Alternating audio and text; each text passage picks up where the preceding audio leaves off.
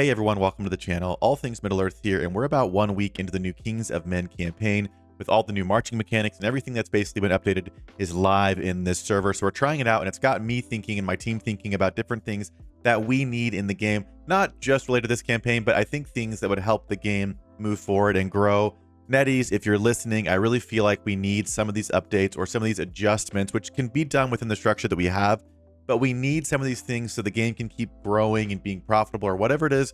I think we need some things addressed, because otherwise it's just kind of this weird repetitive thing that unless you're in the top like 5% of players or active teams, it can be really brutal. So I want to talk about 5 things that I think could really help Rise Tour step out onto a good foot and hopefully see some real growth in 2024.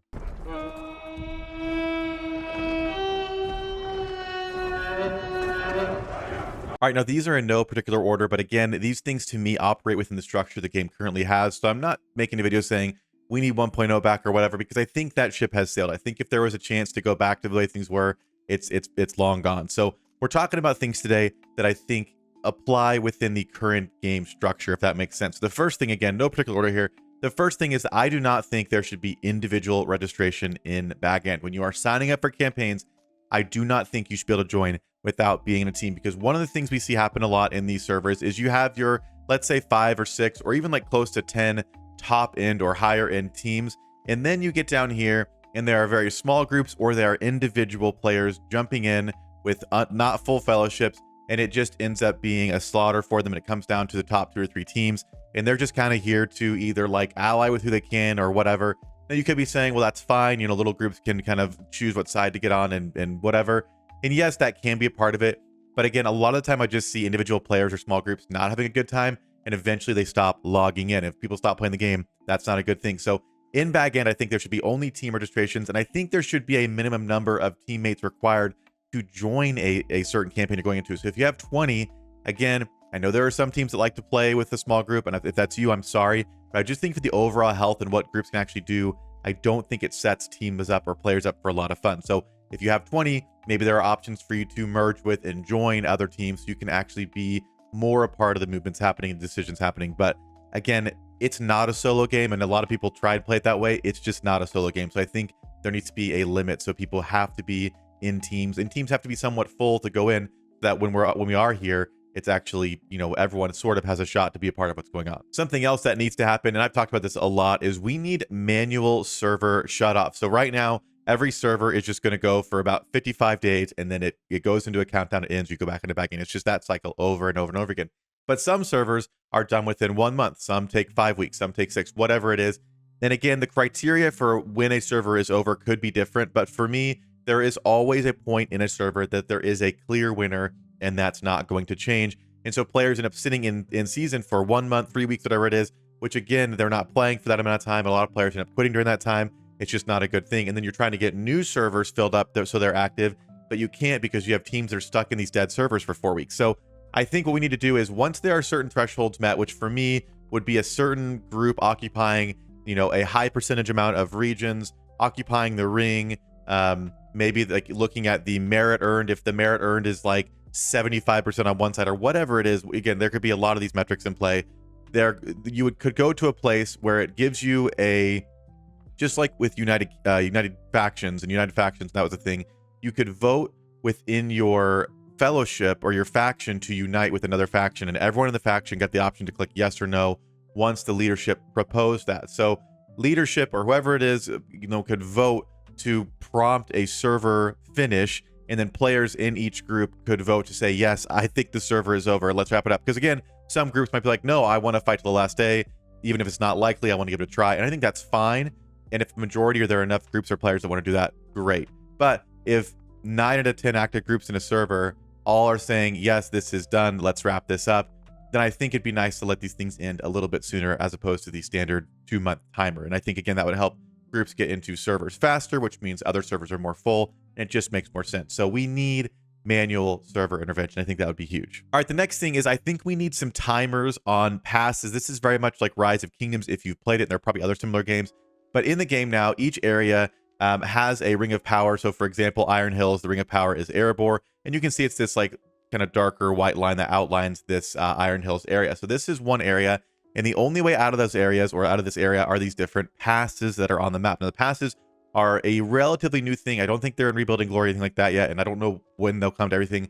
But the purpose, in my opinion, from what I can tell, is just to slow down groups from progressing too quickly, make servers last longer, whatever. Because again, instead of letting servers just play out because they're different and then ending them when they're done, I feel like the goal is just to try and slow everyone down, which doesn't work in my mind. But again, you have these passes, and some of them are pretty big. Some of them are 80 mil, and as you go in further into the map, like into the ring area, you've got passes that are 110 million siege. So I think these passes need to be timed so that groups all have the time they need to grow in their different realm.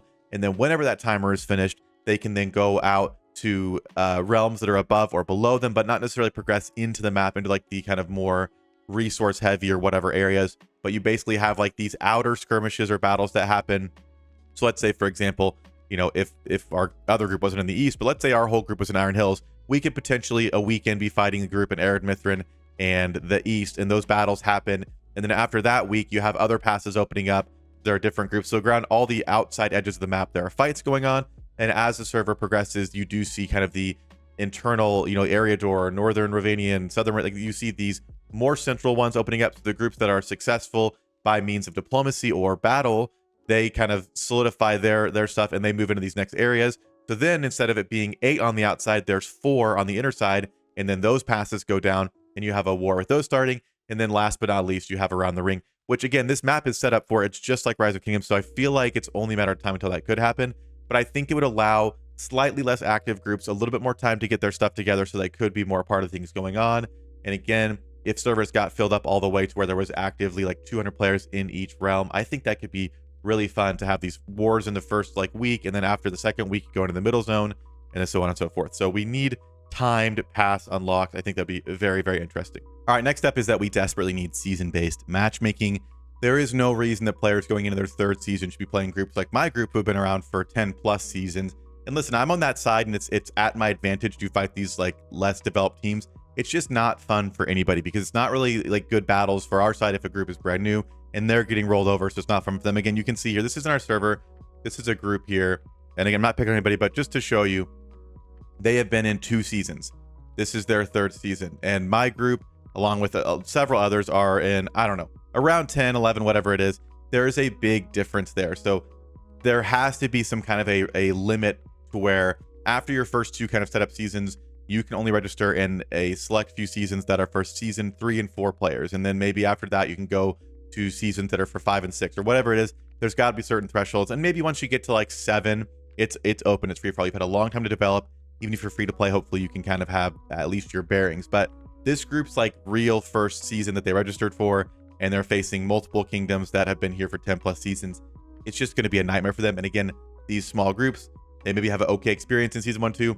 They go into 3, they get rolled over, and a lot of players leave the game. So we need some kind of matchmaking. Now, again, I know it comes down to needing players. Like we need players, which is my last point we're gonna get to in a second. But all these things only really work if the game is growing and we have enough players to fill up servers, to have some matchmaking. Again, I'm not even making it a point, but having non-role play and role play is so stupid in my opinion at this point. This game cannot support both of those things. So we're doing both of them at the cost of both of them instead of doing one. And I will go either direction. I do not care.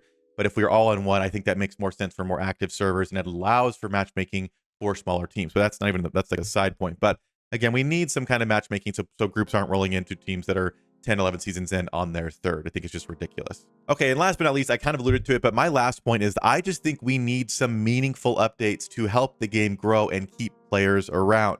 So far, very lately, it has been what NetEase wants, how they want the game to look. This is what's happening, sort of their way or the highway. And a lot of us are like, okay, well, like there's nothing we can do. So if we'd like the game, we're gonna keep playing.